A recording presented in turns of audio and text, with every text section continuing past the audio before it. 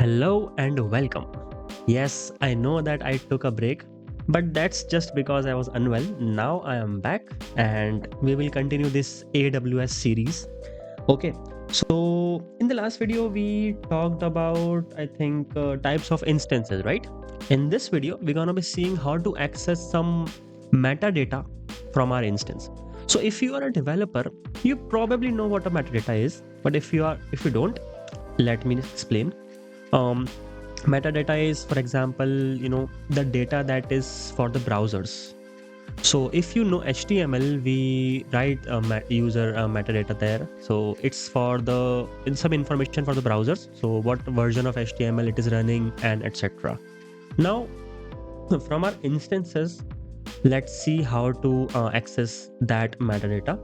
For that, we need to create one instance, and I'm not gonna fast forward this because maybe you can revise that how to create an instance. Okay, so let's quickly create one.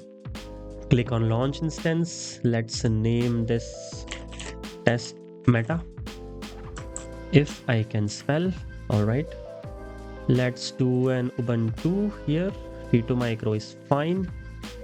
Key pair, okay, proceed without a key pair. Well, we are not concerned about key pair here. We just want to access metadata, and I already explained what a key pair is in the previous videos. SSH is fine for now, and let's just click on launch instance, and it will take some 4-5 seconds, and it is done. All right, initializing. Let's wait for some time. Okay, so let's access it from our, let's do a EC2 Instance connect. Okay, click on connect. So in order to access that metadata, there is a magic IP address, because that IP address is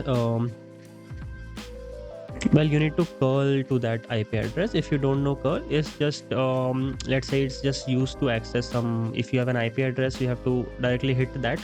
You need to use curl. The IP address is 169.254.169.254, and let's see if this works. Okay, it doesn't work. All right, now maybe if we use a sudo here, let's try this. 169.254.169.254. Let's see. Doesn't work. Now, AWS comes with a pre-security features, right?